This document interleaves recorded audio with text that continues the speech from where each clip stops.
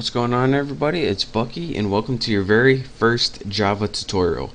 Now in this tutorial, before we begin writing any programs, we first need to download something called the JDK.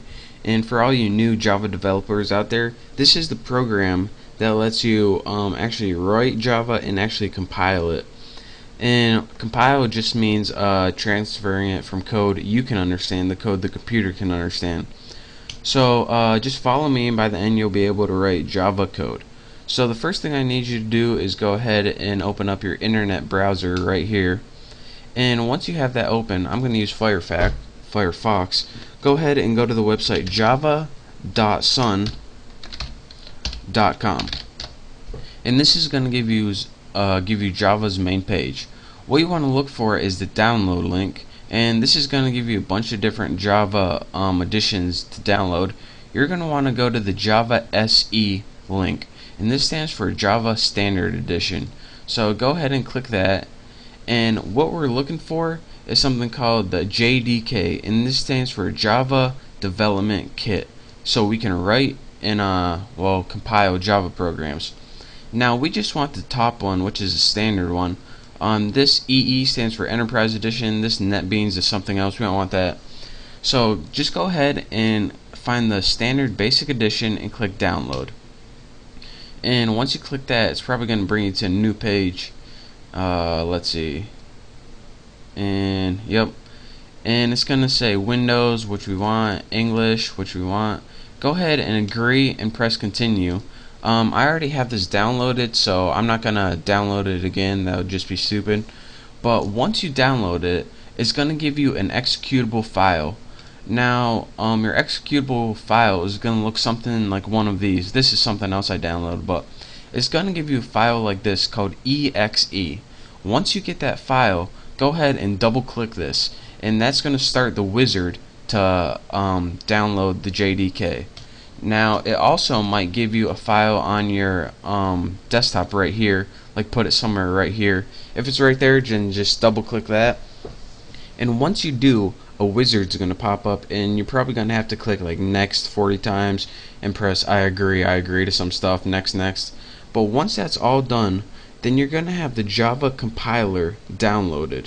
Now let me show you guys what the Java compiler is. If you go to your start menu, then press CMD and press enter, your command prompt is going to come up. Now what this allows you to do is have access to your Java compiler, and again, like I said before, the Java compiler allows you to transfer code that you can understand to code the computer can understand, and that's what we just downloaded. So let's test it out. Java C. Press enter, nothing's working. And nothing's working because the Java compiler, it has it downloaded, but whenever you try to use it, it doesn't know where it is. So let me show you guys how to do that. And again, pay very close attention to this. Hopefully you downloaded it with all the default settings. If you didn't, then well, you're still going to be able to see what's going on. But go ahead and in your start menu, click on computer. Now go ahead and click the local disk, or whatever your main hard drive is. Then go ahead and click program files. Now you should have a folder called Java. Go ahead and click that. Now go ahead and click the version JDK. If you don't see this, it means you didn't download it right. So go ahead and click that, JDK. The next thing and last thing I want you guys to do is click on the thing that says bin right here. And remember, you follow all these instructions very carefully. Next, right click on any of these things right here. Just click on your topmost one. Remember, right click it and click properties. Now this is where you're going to tell Java to look for your compiler. So it says location. Go ahead and copy all of location, right click it and copy it. It should say something like C program files Java, your version, and say bin. The last thing, make sure you get that bin. That's very important. If you're not if you don't see it, then do this tutorial again and do exactly as it say. Anyways, you want to see that bin. So once you have this golden code, that's what we're looking for. Go ahead and X out of that. Now that's where the compiler is. So how do we tell your computer to look there? Well, go ahead to click My Computer again from your start menu, and click properties. Remember, you want to right click it and click properties. All of these are very important. Go ahead and click advanced system settings, and probably a little message is going to pop up if my computer is not freezing, and it is. So my computer, properties, advanced system settings, there we go, continue,